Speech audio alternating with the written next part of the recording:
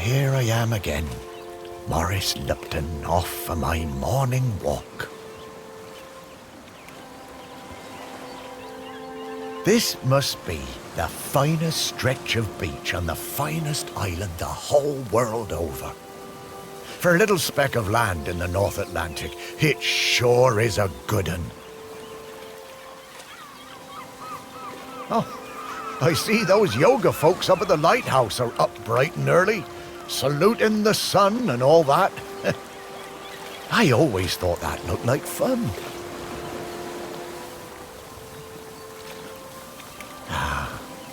But this walk isn't the same without Sparky. She did love chasing that tennis ball. Oh, Sparky, I miss you, girl. The crater's definitely been smoking more than usual lately. That's funny, that, for a dormant volcano. Shelmerston used to be a quiet place.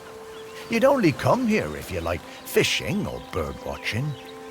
But since the new ferry service started, we get loads of tourists. But what you gonna do? It's always changing. Yep, Shelmerston's a smashing place. I'm lucky to call it home.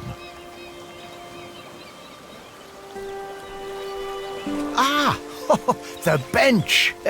Yeah, this is, well, it's my bench. Yeah, the museum paid for it because I was the curator there. Yeah, and they did that to remember me because, oh yes, I am dead.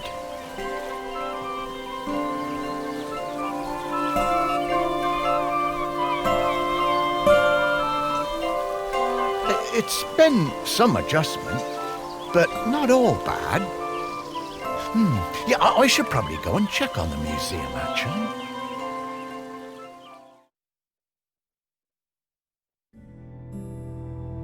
Yeah, I've been collecting the stories of Shelmerston for years now, here in my museum. There are so many stories, and wonderful ones. The museum started off small, but just grew and grew. It's shut at the moment, of course.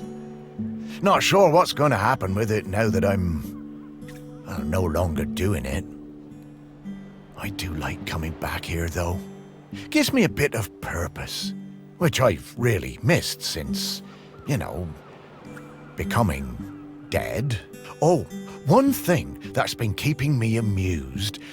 Since I've been dead, I found I can do some new things.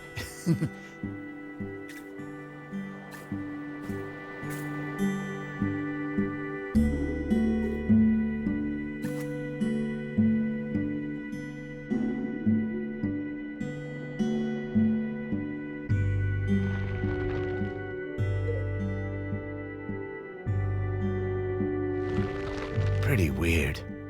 Yeah, I'm not sure what use it is, but it's been keeping me quite entertained.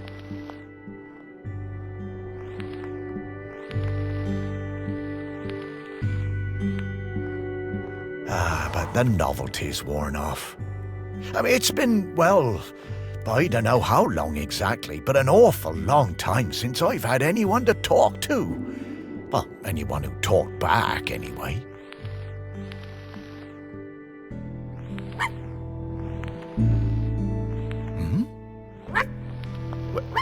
No, I couldn't. That sounds like Sparky. Is that you?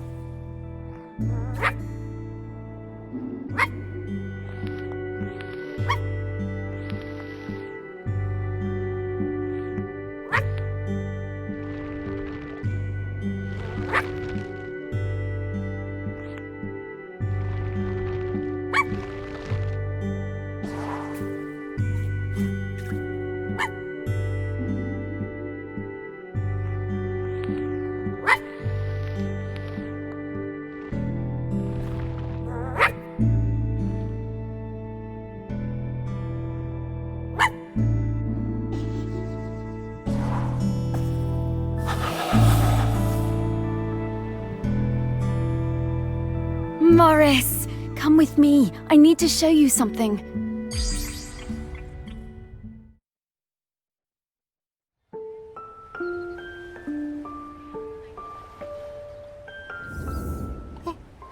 It's Sparky? Morris, you worked it out. You can talk? Well, I could always talk. You just couldn't understand me. And you can hear me? Well, sure. You are talking, aren't you? Oh, Sparky! What is it, Morris? It's been so long. I thought I'd had my last conversation. Oh, I'm so very glad. I'm glad too, Morris. I've been waiting for you. We need to go... Wait. Are you really my Sparky? My Sparky girl? Mostly. The best bits. But listen, I don't know how long before the volcano erupts, but it's not long now. The volcano? Erupting? But it's dormant. No. It has been dormant because of the custodian. But the custodian is weakening and we don't know how much longer they can hold on. The custodian? What are you talking about? Shelmerston is volcanic. It's supposed to erupt every once in a while. The only reason it hasn't is the custodian, keeping the island calm. Custodian keeping the island calm? Take your time, Morris. Dogs are better at understanding this kind of stuff than humans. The custodian is a ghost. Yes! Now you're getting it. The custodian is a ghost who appeases the island, keeps it safe to live on. But the current custodian has been doing the job a long time and really needs to retire. Well, the island needs a new custodian. That's right. It's up to us to find a new one. There are 5 prospects that I know of. 5 ghosts still hanging around the island who haven't gone into the west yet. We need to find them and see if they'll take the job. What if none of the prospects wants it? If the current custodian fades away and there's nobody to commune with the island's spirit, well, that would be bad. Bad how, Sparky? Volcano bad. You've seen how it's smoking. We don't have long now. Well, could I be the custodian? Oh, I wish. But Ghost Code 342B dictates that the custodian must be a ghost who has been dead on this island for at least 1,000 days. And we don't have that long. Ghost Code 342B. Yeah, well, I suppose that makes as much sense as anything else. Right. Let's get going, Morris. Our first prospect is Peter Noach. Oh, yeah, from the yoga center. Yeah, he died a few years ago, didn't he? Yeah, I remember his funeral on the lighthouse. Yes, that's the fella. He always had those funny green treats. Let's go pay him a visit.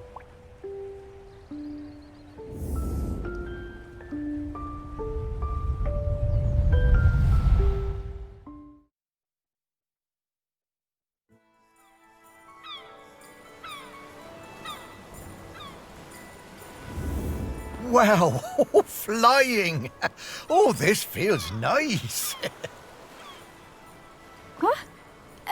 Oh, right. Oh, you kind of forget about it after a while. I always was impressed with this yoga center. Pete seemed like a chap who went through some tough times, and creating this place really seemed to help him. Yep, and it's still going strong. They're always busy with folks from the mainland. Yoga center run by a robot. How things change. Well, seems to be working out, though. So, now Pete's a ghost, so how do we find him? Well, remember that clue I sent you from inside my urn? The tag? Yeah. Right, so that was something special to me while I was alive that helped me channel my ghost. A kind of memento. So we need to channel the ghost of Peter Noach. And to do that, we need to find his mementos. And how are we going to do that? By looking into the memories of those who loved him best. People with memories of Pete will have little thought bubbles coming out of their heads. those are a sign you'll be able to dive into that person's memory. I suppose that's hardly the strangest thing I've heard today. Oh, Morris, just you wait. Now, to recap. Find people who are close to Peter, view their memories, track down the mementos, and then leave the rest to me. So people, then memories, then mementos, then Pete. Yeah, think I get the idea. Okay, let's go.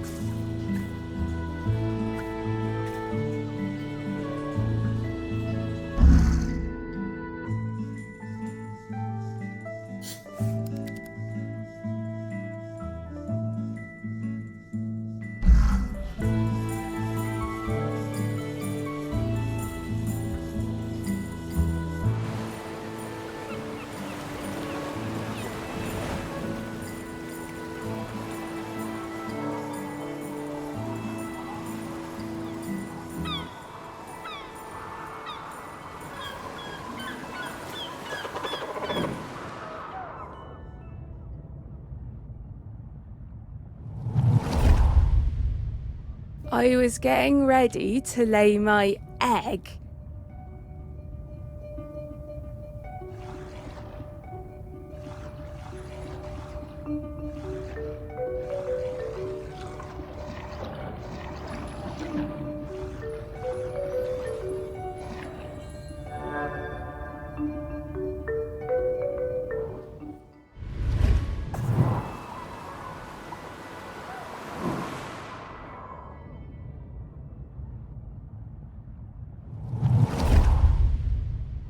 I was getting ready to lay my egg,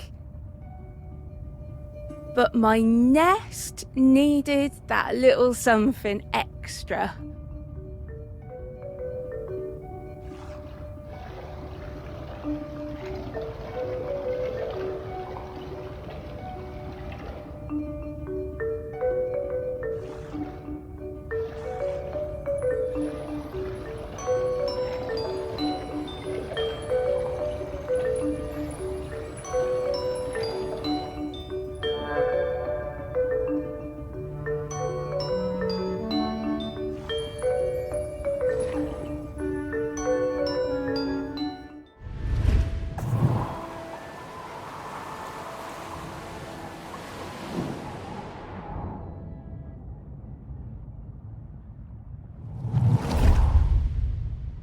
I was getting ready to lay my egg, but my nest needed that little something extra.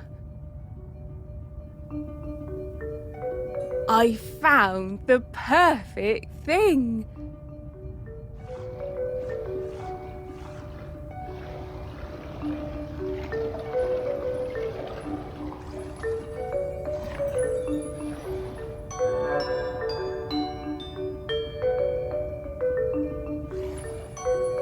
The human and that metal beast seemed quite agitated at their loss.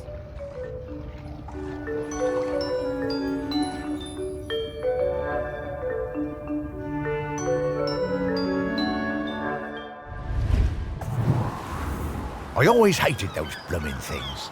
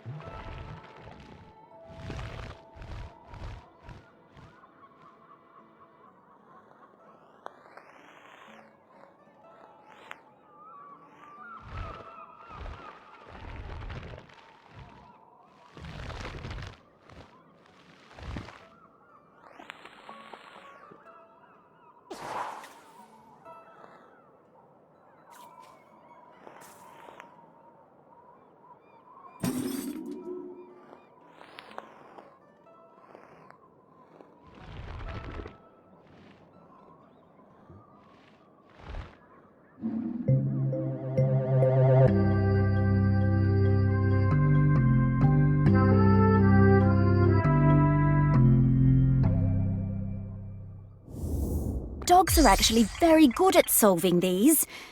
They're just hard for us to turn.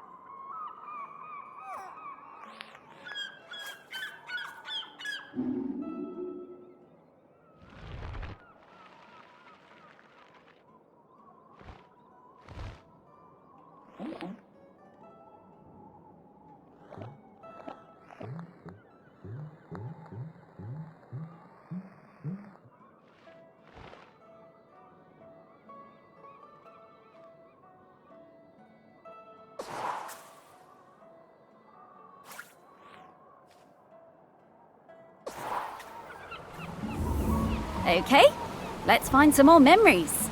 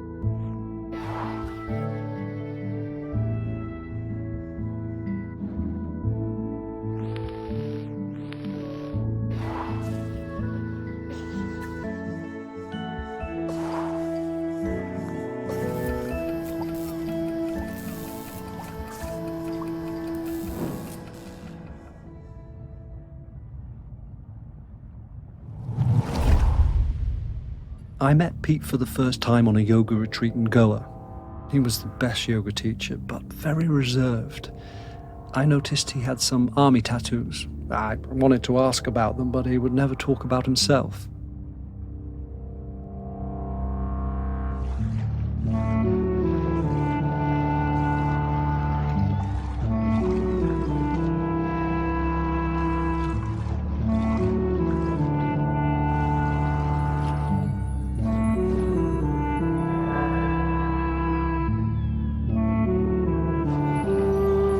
When I got home, I looked him up. I couldn't believe it. He'd been with Special Forces in Helmand and was awarded a medal for bravery. Pete's unit had been in an ambush. He tried to save a colleague whose leg had been blown off, but by the time they'd reached base, it was too late. Pete was the only survivor.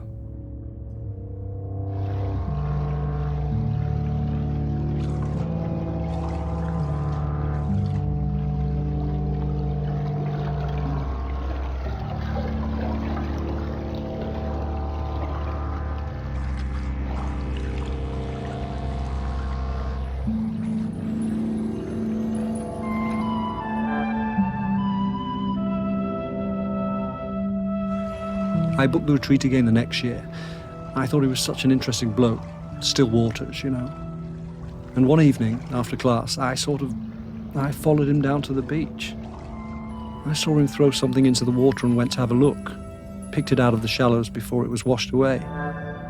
It was his medal. I picked it up. I went back to Goa the following year, but Pete wasn't teaching and it just wasn't the same. Not as good. Then, a couple of years later, I saw an online ad for his new retreat in a lighthouse. I booked immediately. I took the medal with me. Perhaps he would want it back.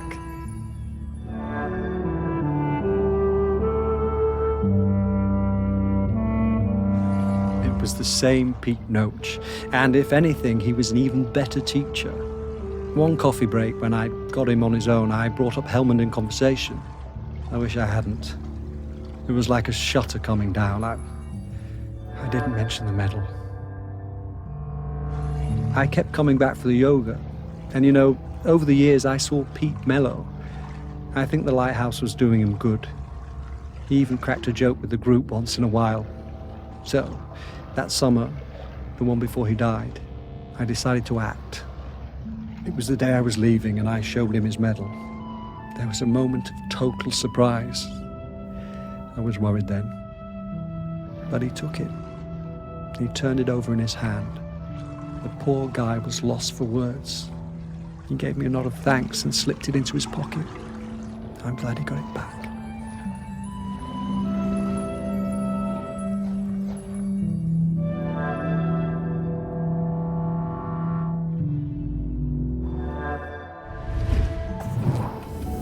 Oh, Pete, I had no idea.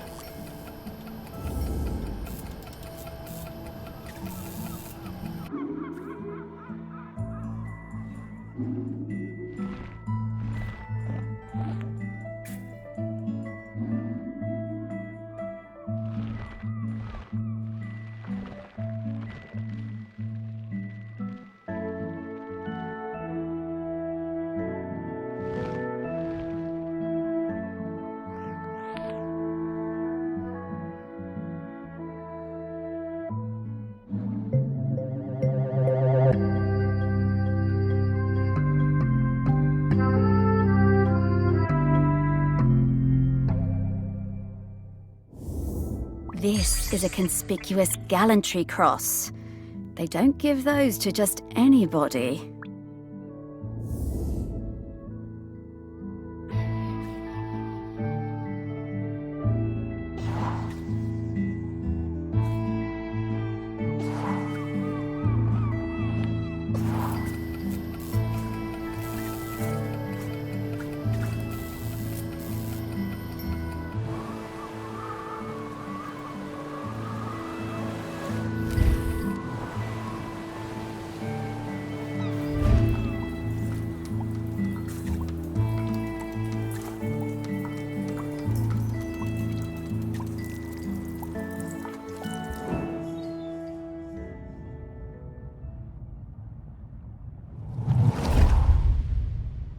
When Pete arrived at the lighthouse, he needed help running it, but refused all offers.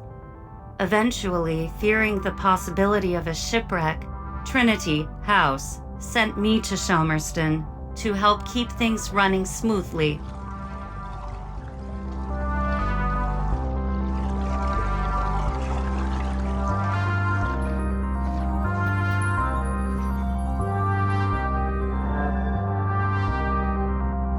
I bought Pete a plant as a welcome present.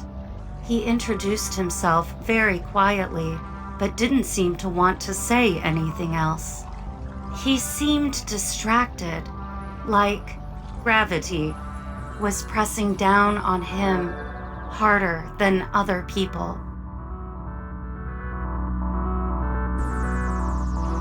Whenever I would enter a room, Pete would mutter some excuse to leave. I didn't have a single conversation with anyone in months.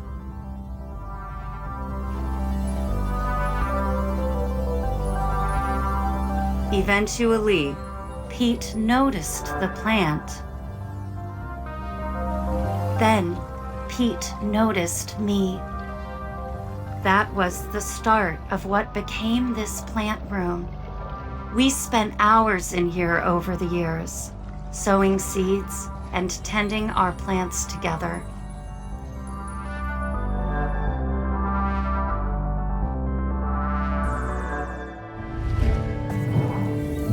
Wow. Robots got complicated, didn't they? Yeah, I didn't realize how important M was to Pete. I suppose everyone needs a friend. Huh, Sparky?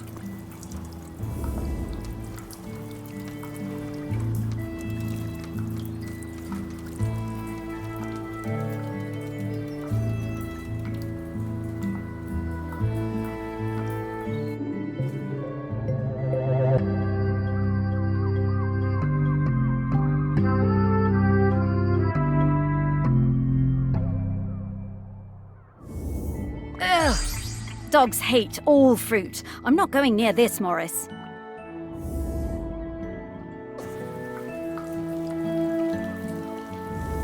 Hey, I'm starting to pick up the scent of something else here. I think it's Grenkins. Grenkins? Yeah, they're tiny spirits, distant relations of the island spirit. Apparently they bring good luck. When we get close to one, I'll pop up and let you know. Okay, Sparky.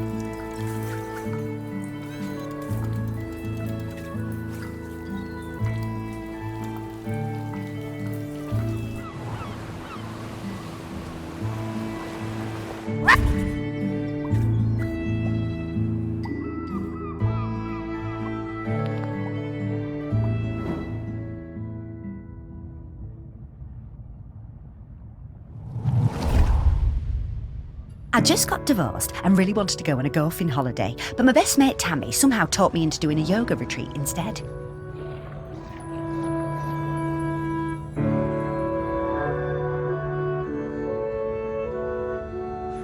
Yoga made me feel weird and uncomfortable. After the first day, I'd basically given up. I thought Pete was a bit angry with me. It was hard to tell.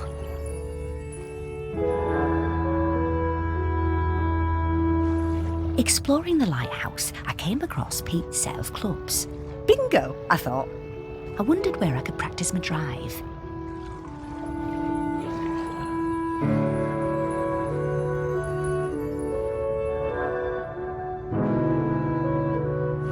I took the clubs up to the observation deck and spent all afternoon perfecting my stroke. The sun was shining. It was the best time I'd had all week. Suddenly, I was aware of Pete watching me. My heart sank, and I braced myself for a telling off.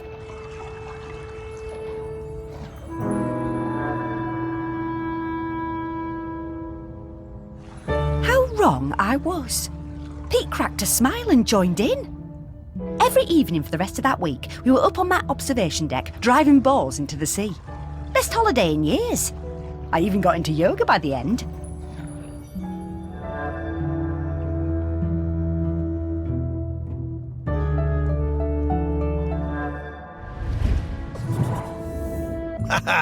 I guess old Pete had a light side after all.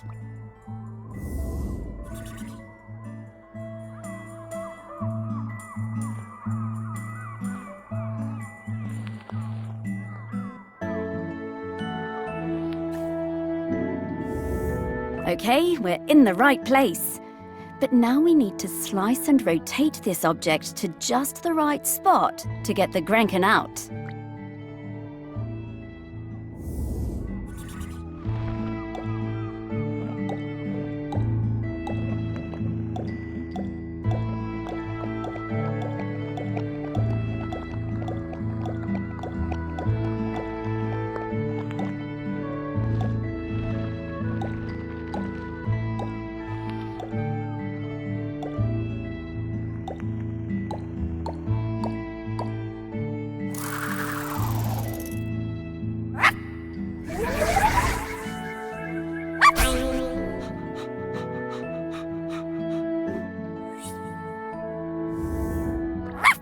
Hello, Grenken. Good to see you. Morris, these spirits have been on Shelmerston for thousands of years, and they bring good luck. We should definitely keep finding them.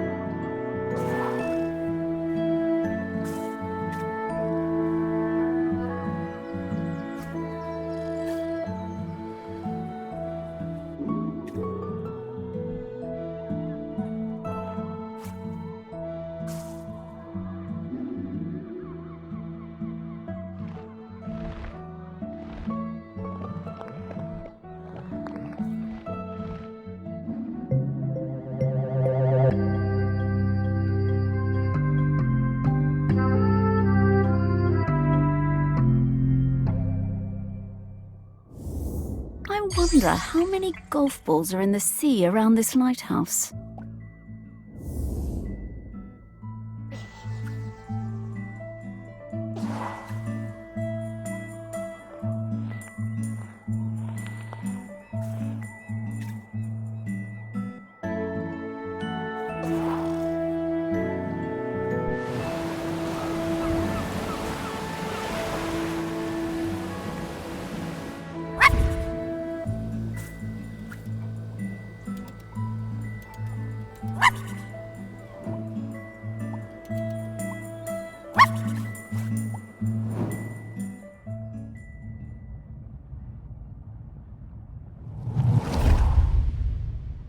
Pete was hard to read, you know? Strong, silent type. But you could tell he loved his collection of Buddhas. He said they were like fat little soldiers that kept him safe. To be honest, I thought that was a bit odd. But he was a great teacher.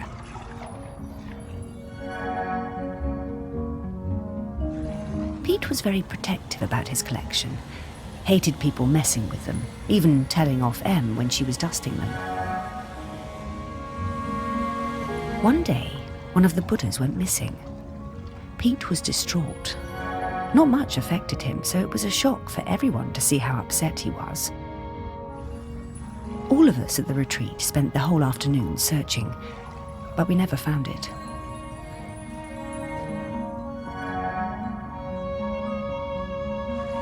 To cheer him up, Em bought Pete a little toy robot. You could tell Pete was delighted.